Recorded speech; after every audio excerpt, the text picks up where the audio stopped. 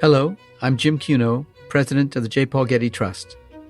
Welcome to Art and Ideas, a podcast in which I speak to artists, conservators, authors, and scholars about their work.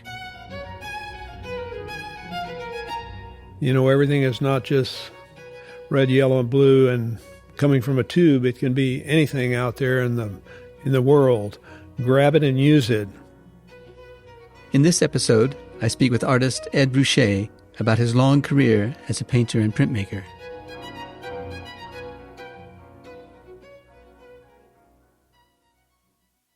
Ed Ruscha is a Los Angeles-based artist whose prolific career as painter and printmaker crosses 7 decades. In 1966, Ruscha drove along the Sunset Strip in West Hollywood. Using a motorized camera mounted on the back of a pickup truck, he methodically photographed all of the buildings on each side of the street.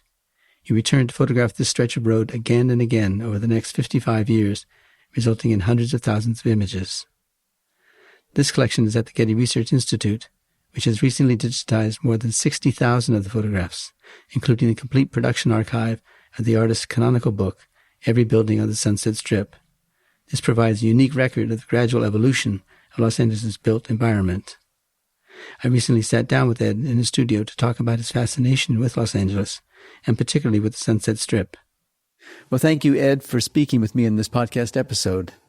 We're gathered together here in your studio, and we get a chance to see the studio and see what it comprises. And we see that this room is like a library room, a kind of reference point room for you, and a room in which you invite other people into it. But the studio is somewhat separate. Describe the studio for us. It's a studio that's dirty and messy and unplanned, and it maintains itself, and it's a cozy place for me. It's always been for me, no matter how much space I have, and artists usually never have enough space. I visited Sterling Ruby's studio. It was enormous. My jaw dropped. And then I found out that the next week he was moving into a place that was 3 times that size. So I get inspired by artists who have programs that require aircraft-like spaces, heroic studios. And I've always admired an artist that can program up to fill this space and use space.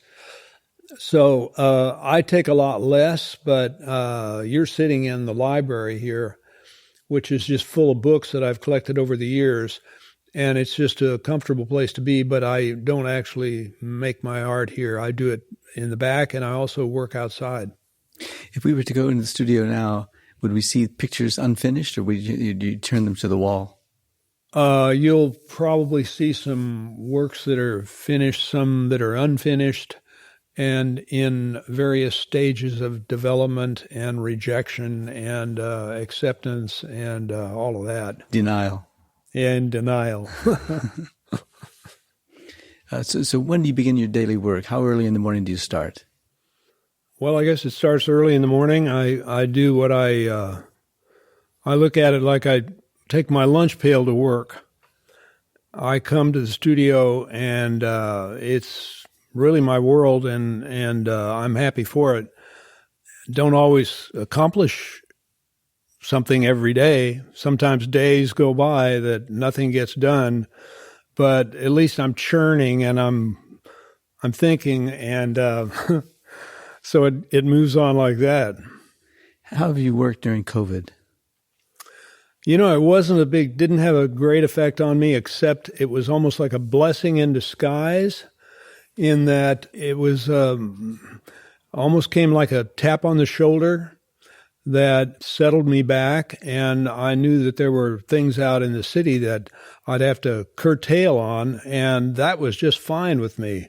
You mean social obligations or what? Social, well, you know, I always loved loud Hollywood parties, and I don't miss them one iota.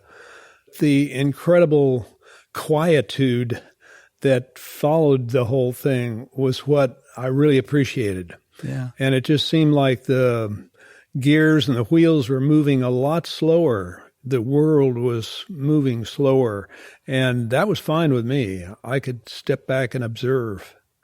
What themes, ironic or otherwise, came to your mind during these difficult times? Themes, I didn't seem to be affected by the COVID as far as it motivating me to any new plateau. And I worked with the same language for many decades, and it was just a development. I think it was the occurrence of this coronavirus that just made me slow down and think, and it crystallized a lot of things for me. I don't think COVID has given me any lessons except that the world can be extremely vulnerable to a silly little thing like a virus. And yet we've been through that before 100 years ago and many times before, the Dark Ages, etc. So I don't get much message from it. It's a life message rather than something that gives me ideas to make art with. Have you had recent exhibitions? I had one in Switzerland and was set to go over for it, and then it got scotched. The whole exhibition did? No, the exhibition went on. It was in Gstaad, Switzerland, at Gagosian Gallery, and I was meant to go there and go to a few other places, and it just seemed like traversing frontiers and checkpoints and all that, and people said that's the headache of it all. Once you settle back into some place you like, it's great, but getting there is hell. Yeah. So I didn't go and didn't miss it at the same time. Now, we're living through an era of political and racial reckoning.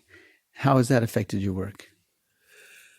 Politically, it's a nasty world, and I do not like what I'm living amidst. But I don't push it in my art. I can't make that work for myself. I'm not happy, conjuring up a message for my response to politics. So I grumble underneath my skin, and but I continue working with the tools I guess I've had for a while. Do you have time to see new work by other artists representing this phenomenon, the particular phenomenon of racial reckoning? I mean, people like Kerry James Marshall or Faith Ringgold or Carrie Mae Weems or Betty Saar, Kara Walker or Lorna Simpson, to name just a few. I keep pretty much alert to what's going on. I flip through art magazines and toss them right away. But there are an incredible number of artists with an incredible number of platforms and styles and all of that. And I don't have much time and sometimes not enough interest to go across town to see other artists' work. But I do occasionally. And I don't think it's that essential for me. The only thing I get from younger artists especially is when I see the devil-may-care kind of kamikaze art that they make. And it just brought to mind a kid that I grew up with who was a friend of my son's. They were 6 years old, and Seanan Williams is his name. He was about so tall. And then he kind of disappeared for a few years. And the next time I saw him, he was 6'6". And he was a musician. He was in a band called Dengue Fever. And he worked for Sam Francis and was a preparator and was very aware of everything that's going on in the art world. About 5 years ago, suddenly he explodes as an artist. And pretty much shocked me and a lot of other people that he was at it for so long before he started working. And it's really surprising and fulfilling to see somebody like that come on the scene. Yeah. Now, you were born and raised in a Roman Catholic family in Omaha, Nebraska, although your family moved to Oklahoma when you were young. What was your early childhood like? Well, as a kid, I was sort of pushed to be a good Catholic by my dad. He was religious, and my mother was not so much. But I found I liked the theatrics of the church, and I liked going and seeing the ceremony and the decorations and the incense, and all of these elements really amused me. The message of the church, on the other hand, didn't grab me. It had no message for me. But I just found the church to be very ancient. And when I grew up there in Oklahoma, everything was Protestant, and I snuck into a Protestant church one day. That's a sin for a Catholic to do that. But I snuck into this Protestant church, and it was so dull and colorless. It was like a funeral home compared to Catholicism. But I've not followed up. It would be blasphemy for me to go to attend a mass. So I've been out of the church for a long time and happy for it. But I always liked what they asked Albert Einstein what he thought about the Bible. And he said the Bible is made up of honorable but primitive legends. I always liked that one. Now, how did you keep yourself busy as a teenager? My dad pushed me for enterprise, be enterprising, learn how to support yourself early on. So I mowed lawns and shoveled snow off sidewalks, and then I had paper routes for a few years, and I unloaded boxcars at this lumber company and painted hamburger signs. Was that in Omaha or was that in Oklahoma? That was in Oklahoma. Yeah. What were your early experiences with art?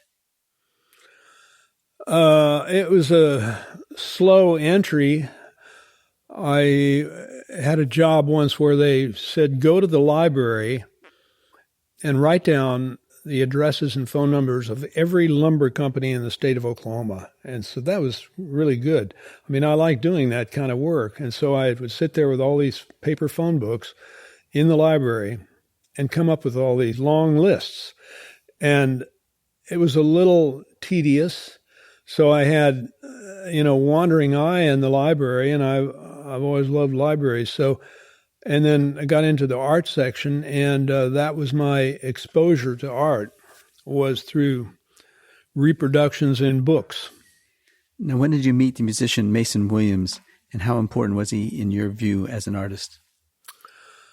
I met Mason probably the third or fourth grade, and he was a neighbor of mine, lived a few blocks away. I seemed to be in art, and he was into music. But we clicked and became close friends. And eventually, we actually did a project together in a social studies class. We stretched out some butcher paper on the wall and painted a mural of the Oklahoma land run of 1889. So we had fun doing that, and consequently collaborated on several things since. And we've done, 4 or 5 books together, and then he sort of went his way. After high school, he and I got into my old car and drove out to California, and that was a big deal for us. So what brought you to Los Angeles? I had this notion I had to get out of Oklahoma. I had to go someplace, go to an art school. Could have picked Kansas City, Chicago, New York. Los Angeles seemed better suited, and also it had a flavor. I had visited there before, and believe it or not, the vegetation here, palm trees and that sort of thing, creates this mythical position you take in your life. And so I thought, well, that's a good place to go. So we got in the car and drove out here. We were like deer in the headlights. It was such a strange but vital place that we felt like this is the land of Oz or something. There was some real possibility here. So I do recall that. So why did you choose to study at Chouinard? I was more or less pushed into my attendance at Chouinard because originally I wanted to go to Art Center School because they had a industrial design program and they had not much of a painting program, but they had advertising, other things. And their quota was full, so I couldn't couldn't go to that school, so I had to go to Chouinard's, which was second choice, and turned out to be the best one. Chouinard was where all the bohemians were. Art Center School had a dress code. You couldn't have facial hair. You couldn't wear a beret to school with the affectation of being a avant-garde person. You couldn't bring bongo drums to school. You couldn't wear sandals. But Chouinard allowed all those things. So it was like black and white. And I ended up going to Chouinard for maybe close to 4 years. What did your father think of it? Of being an artist? I knew I wanted to do something. I thought, first of all, maybe I wouldn't be bad to be a sign painter. That's the way I started out. I was thinking about being a sign painter, and that any of these art classes would provide me kind of stepping stones to the knowledge of whatever it is. And then I got into advertising, and then by accident began seeing these fine art students and what they were doing, and took a class from Robert Irwin, a watercolor class that was very good. Emerson Wolfer was another teacher of mine.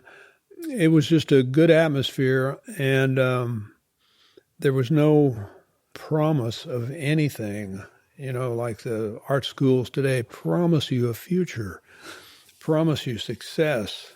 And back then, no. This was a very slow, grinding world back in 1960. But what did your father think of you becoming an artist? And or for that matter, what did your mother think of that? Well, at the time, he was dubious. My father was dubious of me attempting to go to an art school that had there's no finish line at the end of an art school like there is when you go to business school. And so he thought maybe I should go into petroleum, or he was an auditor for Hartford Insurance Company. And so he had a particular kind of mind that didn't allow for the open thinking of the world of art. He was a more practical person. He said, do something practical that, you what are you going to do when you get out of art school? Are you going to be in an ivory tower? He didn't like it. My mother liked the idea that I went to art school. Then my dad one day read his favorite magazine, Post magazine, and there was an article about Art Center School and about Chouinard also. And in the article, they mentioned that Walt Disney was a friend of Nellie Chouinard, and he supported her school. And that did it for my dad. He said, well, that's great. Stay on there. Stay in that school. That's good. Walt Disney's supporting your school. Did he live long enough to see you succeed? He didn't live really long enough. He was born in 1891 in Missouri, and he died like 1959. So I was barely through art school by that time. So he didn't get to see what I did as an artist. My mother, on the other hand, did, and she was more supportive. But that's the way it works, doesn't it? Yeah. Now, who were the early artists in Los Angeles that attracted your attention?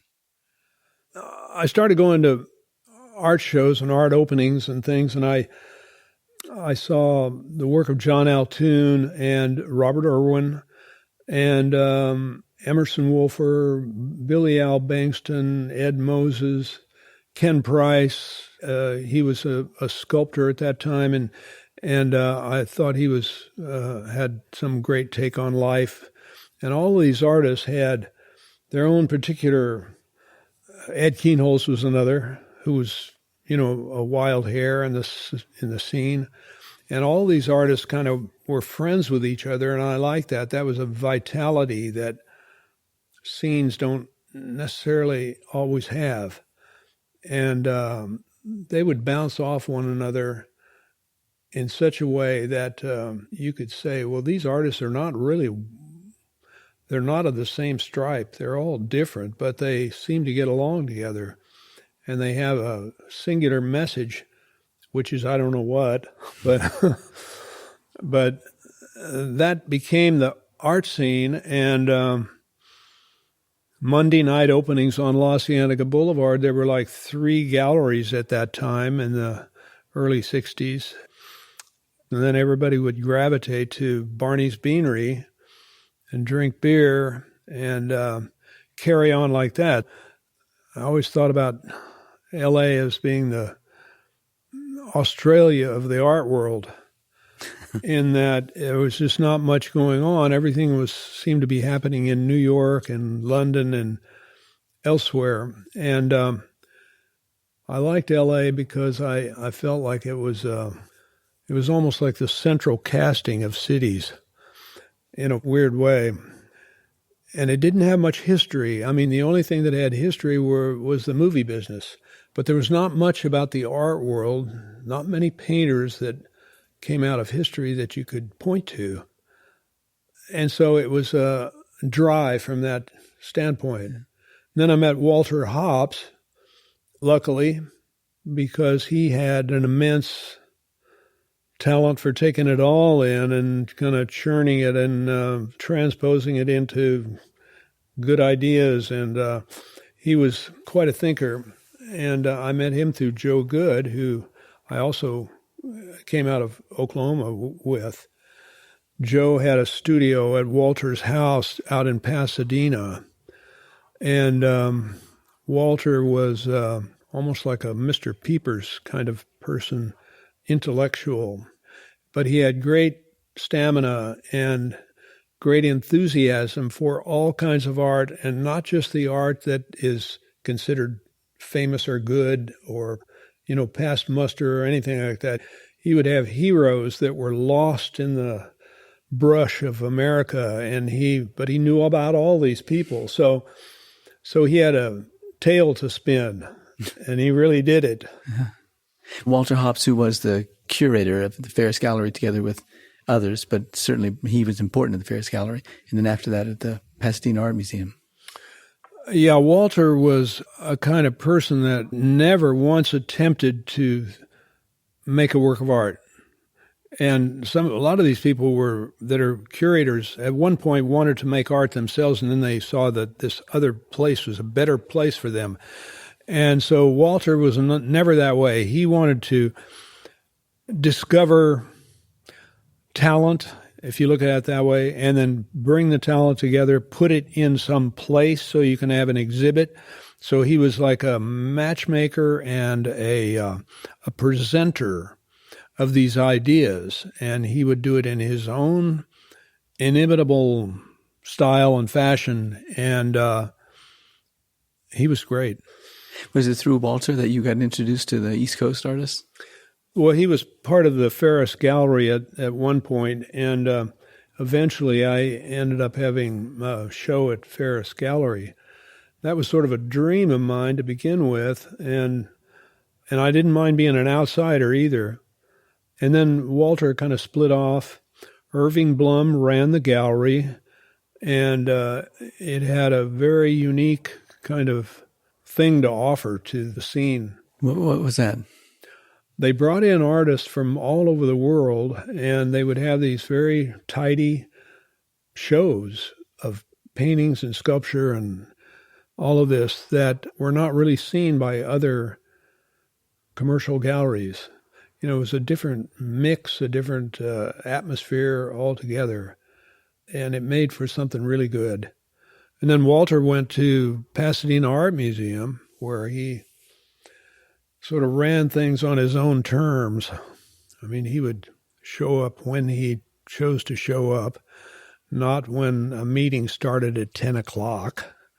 And people began to love him for it because he would eventually make up for it and end up bringing up something that was profound and amusing. And so he brought a lot to the art scene. The very fact that he had the Marcel Duchamp retrospective in Pasadena, California, of all places. But he made all those things happen. So it's just a combination of all those people, and then the artists, throw that into the mix, and you've got a real mix master. Yeah. He was responsible for bringing Jasper Johns and Bob Rauschenberg out. Right? Yeah, he was. That's when I originally had seen little photographs of Jasper's paintings, the one with the target and the American flag, and I just felt like this guy is. He blew my hair back. This guy did, and so did Bob Rauschenberg, with their approaches to life and opening up your eyes, and everything is not just red, yellow, and blue, and coming from a tube. It can be anything out there in the world. Grab it and use it, kind of thing. Yeah. Now, over some 50 years, you've taken hundreds of thousands of photographs of buildings along the Sunset Strip. Why were you drawn to the Sunset Strip and to this kind of project? I think it's an outgrowth of my paper route back in Oklahoma. I mean, I had a mesmerizing kind of movement from left to right when I'd walk along the street, and I'd recognize each house every day, and this house gets a newspaper, this one doesn't, this one does, this one does. It was mesmerizing, and there was something beyond the simple pictures of capturing Sunset Boulevard. It was more like I was some professor studying what this is all about. And so democratically, I would go along and shoot every little inch of the street, whether there was a building on it or not. And so if there was a vacant lot, we'd have a vacant lot. And the vacant lot has as much power as a building in the evolution of things. It's like a study of sorts. And also, I was taking a lot of photographs at that time, black and white photographs. And so I thought, why not just bring the camera to the phenomenon and record this thing, a recording of what the whole thing looks like, with all the warts and everything else, and the changes and curbs and parking strips and things like that. Driveways are just as important as the buildings that are on the street. Yeah.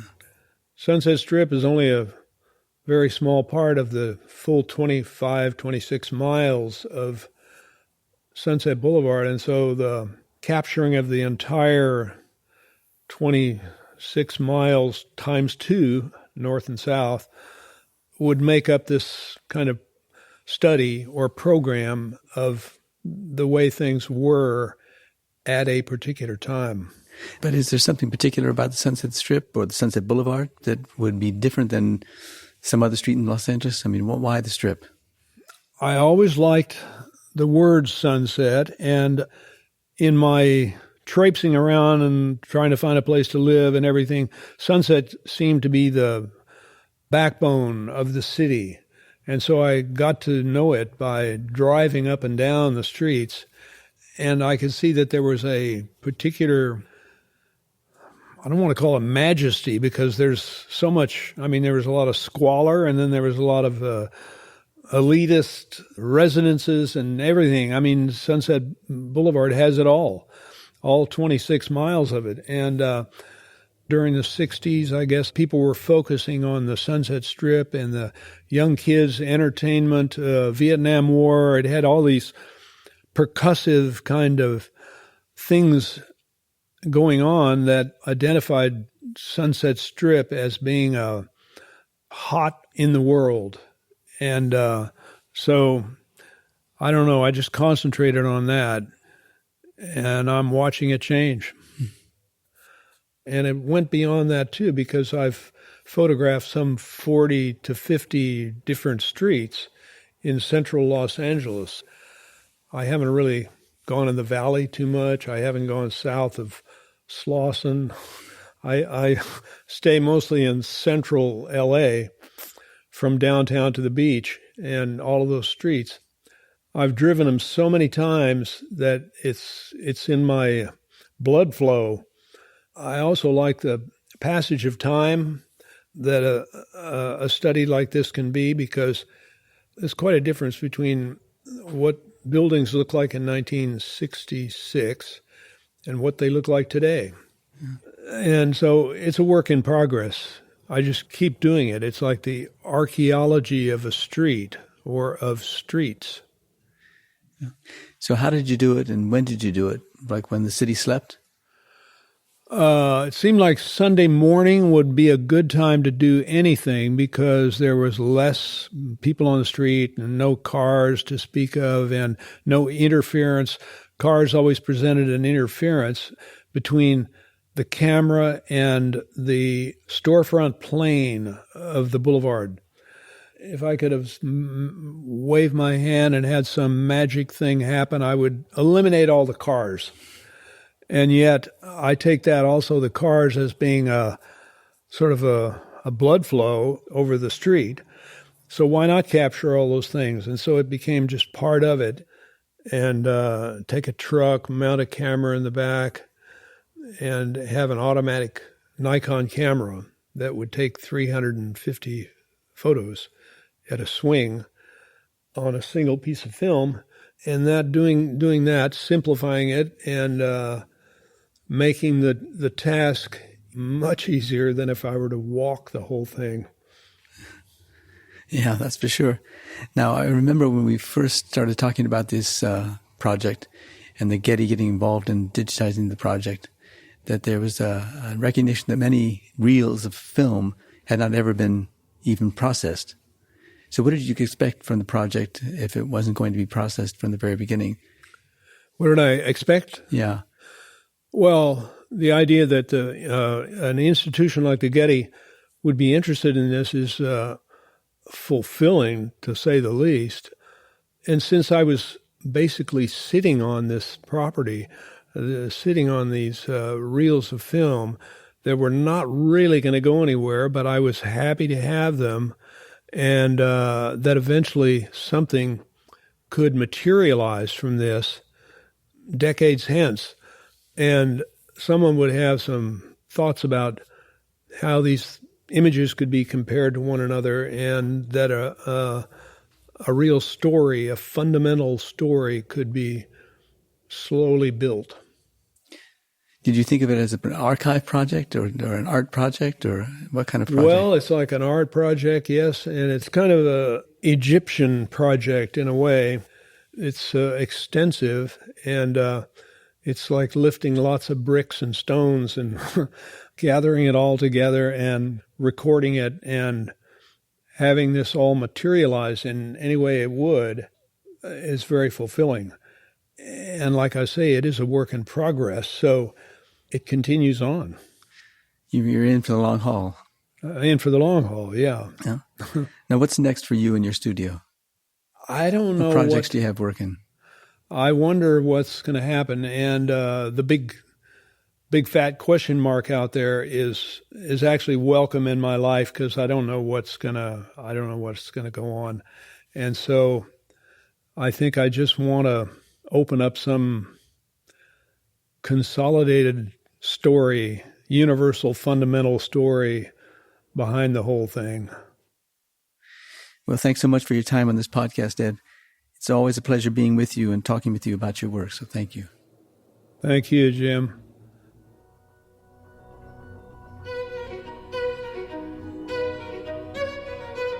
This episode was produced by Zoe Goldman, with audio production by Gideon Brower and mixing by Mike Dodge Weitzkopf. Our theme music comes from the Dharma at Big Sur, composed by John Adams for the opening of the Walt Disney Concert Hall in Los Angeles in 2003, and is licensed with permission from Hendon Music.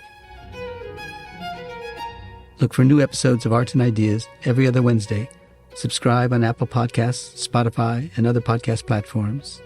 For photos, transcripts, and other resources, visit getty.edu/podcasts. And if you have a question or an idea for an upcoming episode, write to us at podcasts@getty.edu. Thanks for listening.